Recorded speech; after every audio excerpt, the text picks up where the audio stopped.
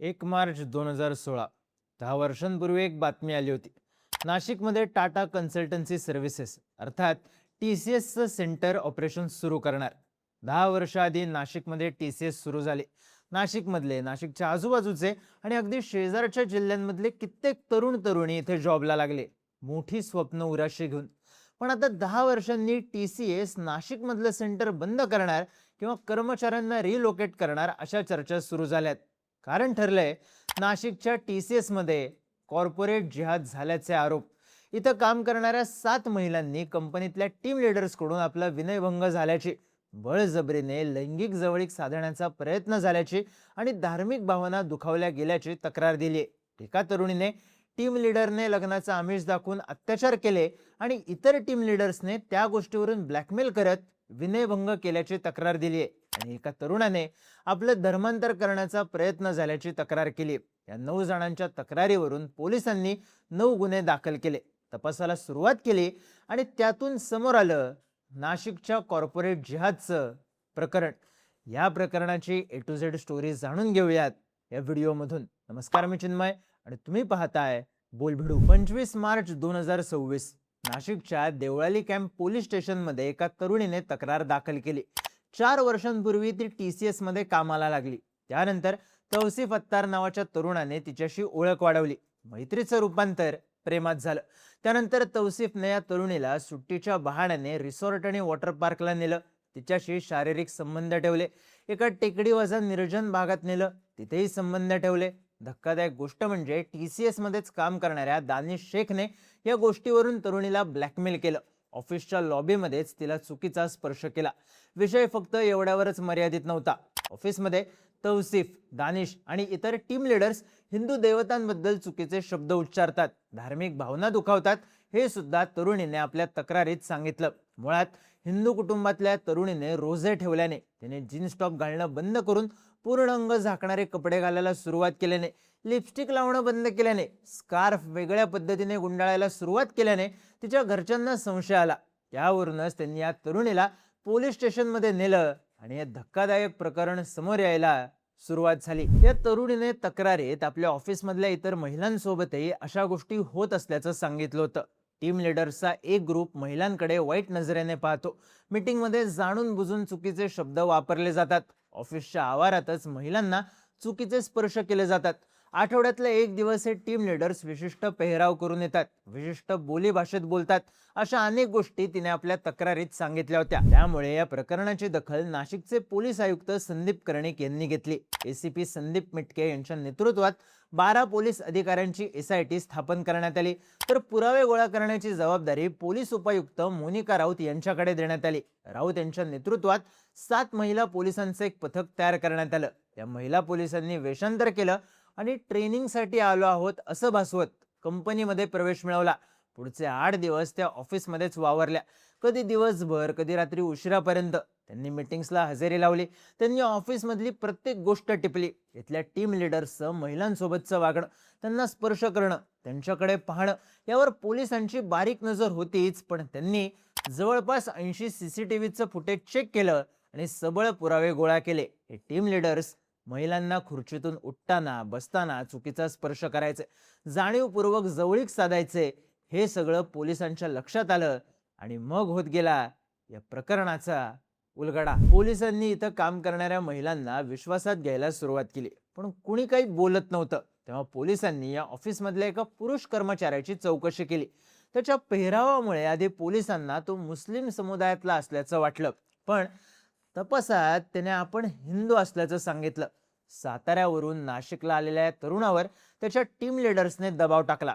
त्याला त्याचा पेहराव बदलायला लावला, जबरदस्तीने बीफ खायला लावलं, नमाज पठण करायला लावलं, धर्मांतर करण्याचा प्रयत्न केला. त्याला कौटुंबिक समस्यांवर उपाय म्हणून डोक्यावर गोल टोपी घालायला लावली.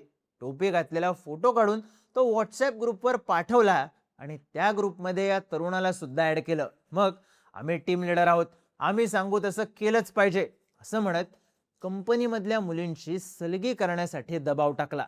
जेव्हा या तरुणाने हे सगळं करायला नकार दिला, तेव्हा त्याच्यावर कामाचा लोड वाढवला. त्याच्या कामाबद्दल कंपनीच्या मुख्यालयाला चुकीचा अहवाल पाठवला. हे सगळं त्याने चौकशीत सांगितलं. त्याने आपल्यासोबत काय होतं हे पोलिसांना सांगितल्यानंतर ऑफिसमधल्या महिलांनाही धीर आला.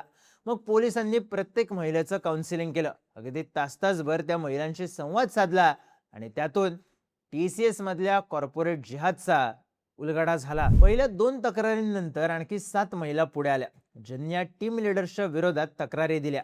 शरीराला चुकीचा स्पर्श करणं, वैवाहिक आयुष्याबद्दल चुकीची टिप्पणी करणं, मीटिंग सुरू असताना छातीकडे एकटक बघत मनाला लज्जा उत्पन्न होईल असं कृत्य करणं, लैंगिक जवळीक साधायचा प्रयत्न करणं, पाठलाग करून अश्लील शेरेबाजी करणं, इच्छा नसताना खासगी आयुष्याबद्दल बोलणं, अशा गोष्टी या महिलांसोबत घडल्या होत्या.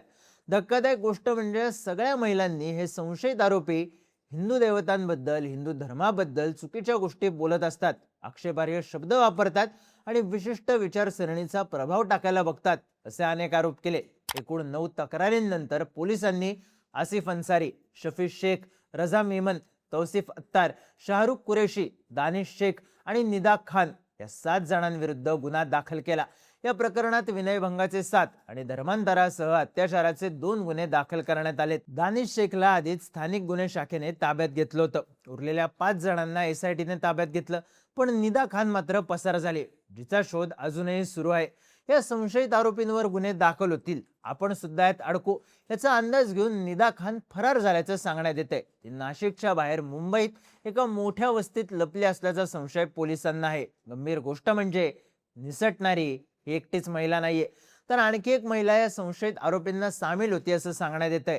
पण जेव्हा या संशयित आरोपींचं वागणं हाताबाहेर जायला लागलं, तेव्हा तिने नाशिकच्या TCS मधून काढता पाय घेतला आणि दुसरीकडे बदली मिळवली असंही सांगितलं जातंय. या प्रकरणात हादरवणारी गोष्ट होती या संशयित आरोपींची मोडस ऑपरेंडी. पीडित महिलांनी केलेल्या आरोपांनुसार नाशिकच्या TCS मध्ये टीम लीडर या पदावर मुस्लिम समुदायातल्या कर्मचाऱ्यांची संख्या जास्त होती. त्यामुळे इंटरव्ह्यूच्या वेळेस हे कर्मचारी महिलांना नोकरी देताना त्यांची आर्थिक परिस्थिती आणि इतर गोष्टींचा अंदाज घ्यायचे. त्यानंतर माझ्यामुळे तुला नोकरी लागली ही उपकाराची भावना त्या महिलांमध्ये निर्माण करायचे. यातल्या काही अविवाहित तरुणींना त्यांनी सुट्टीच्या नावाखाली वॉटर पार्क किंवा रिसॉर्टमध्ये नेलं. तुला हवी तेव्हा सुट्टी देतो, हव्या त्या ठिकाणी बदली करून देतो असं आमिष दाखवत दबाव वाढवला. हे संशयित आरोपी विवाहित असून सुद्धा त्यांनी या तरुणींना आपण अविवाहित असल्याचं भासवलं. पीडितांनी असा संशय सुद्धा व्यक्त केला की या टीम लीडर्सचा एक सिक्रेट व्हॉट्सअप ग्रुप होता, यावर ते पुढचं टार्गेट कुठल्या महिलेला करायचं आहे हे ठरवायचे. मग जी महिला टार्गेटवर आहे तिला एका वेगळ्या व्हॉट्सअप ग्रुपमध्ये ऍड केलं जायचं आणि तिथे या पीडितेचं ब्रेन वॉशिंग केलं जायचं. सगळ्या महिलांना असं वाटायचं की हे फक्त आपल्यासोबतच होतंय, पण वेगवेगळ्या पद्धतीने हे सगळ्यांसोबत होत होतं. यात भर म्हणजे या सगळ्या प्रकारात 2 महिला सुद्धा संशयित आरोपींना साथ द्यायच्या. या दोघी पीडितांना तुम्ही विशिष्ट कपडे ट्राय करा असं सतत सांगायच्या. मग हे कपडेच तुम्हाला चांगले दिसतात असं म्हणत मुस्लिम स्टाईलचे पंजाबी ड्रेस घालायला लावायच्या.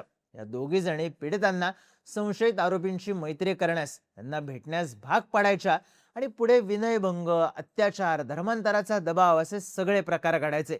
एका व्हॉट्सअप ग्रुप पासून सुरू होणारा प्रकार प्रचंड मानसिक आणि शारीरिक त्रास देण्यापर्यंत पोहोचायचा. जर कंपनीत हे सगळं घडत होतं तर याबद्दल पीडितांनी वरिष्ठांकडे तक्रार का केली नाही असा प्रश्न साहजिकच पडतो. पण मुळात या पीडितांनी एकदा नाही तर अनेकदा तक्रार केली होती, पण त्यांच्या तक्रारीची दखल घेणं सोडा, उलट त्यांनी तक्रार केल्यामुळे त्यांचा त्रास आणखी वाढला. या कंपनीची असिस्टंट जनरल मॅनेजर अश्विनी चैनानीकडे या महिलांनी अनेकदा तक्रार केली होती, पण तक्रारीनंतर कारवाई न करता अश्विनीने आपल्यावर कामाचा लोड वाढवला आणि त्रास देणाऱ्यांवर कारवाई न करता त्यांना चिथावणी दिली असा आरोप पीडितांनी केला. सुरुवातीला पोलिसांनी अश्विनी चैनानीला चौकशीसाठी बोलवून नोटीस देऊन सोडलं होतं, पण आता अश्विनीला सुद्धा अटक करण्यात आली. इतर आरोपींना न्यायालयीन कोठडी तर अश्विनीला पोलीस कोठडी सुनावण्यात आली आहे. फक्त अश्विनी चैनानीच नाही तर कंपनीमधल्या इतर वरिष्ठांनी सुद्धा या पीडितांना होणाऱ्या त्रासाकडे दुर्लक्ष केल्याचे आरोप होत आहेत. कारण या कंपनीच्या टेरेसवर पीडित तरुणीला संशयित आरोपीसोबत आक्षेपार्ह स्थितीत कंपनीच्या काही कर्मचाऱ्यांनीच पकडलं होतं. हे सगळं CCTV मध्ये कैद सुद्धा झालं, तरीही वरिष्ठांनी काहीच कारवाई केली नव्हती. त्यामुळे आता कंपनीचे अनेक वरिष्ठ अधिकारी सुद्धा चौकशीच्या फेऱ्यात अडकण्याची शक्यता आहे. या सगळ्या प्रकरणावर राज्याचे मुख्यमंत्री आणि गृहमंत्री देवेंद्र फडणवीस यांनी कठोरात कठोर कारवाई करण्याची ग्वाही दिली आहे. तर नाशिकच्या भाजप युवा मोर्चाच्या कार्यकर्त्यांनी TCS कंपनी बाहेर आंदोलन केल्यानं तणावाची परिस्थिती निर्माण झाली होती.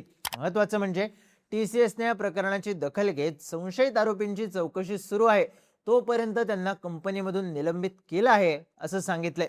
अशा घटनांबद्दल कंपनीची झिरो टॉलरन्स पॉलिसी असल्याचं नमूद करत तपास यंत्रणांना पूर्णपणे सहकार्य करणार असल्याची माहिती सुद्धा TCS कडून देण्यात आली आहे. त्यात TCS नाशिकचं सेंटर बंद करणार किंवा इथल्या कर्मचाऱ्यांना दुसरीकडे रिलोकेट करणार अशा चर्चा असल्या तरी याबद्दलचा अंतिम निर्णय झाला नसल्याचं कंपनीकडून सांगण्यात येत आहे. नागरिकांकडून या प्रकरणात NIA, CBI आणि ATSने चौकशी करावी अशी मागणी केली जाते. तर केंद्रीय मंत्री बांदी संजय यांनी तेलंगणाच्या DGPंना सगळ्या IT कंपनीच्या प्रमुखांशी आणि HR टीमशी बैठक घेण्याचे आदेश दिलेत. साहजिकच या घटनेची चर्चा आता देशभरात होतीये. पण आपल्या मुलीचं वागणं बदललेलं पाहून तिचं समुपदेशन करण्यासाठी पुढे आलेलं कुटुंब आणि 7 महिला पोलिसांनी वेषांतर करत कंपनीत शिरायची दाखवलेली डेअरिंग यामुळे हा सगळा प्रकार पुढे आला आणि नाशिकच्या कॉर्पोरेट जिहादने सगळ्या भारतालाच हादरा दिला.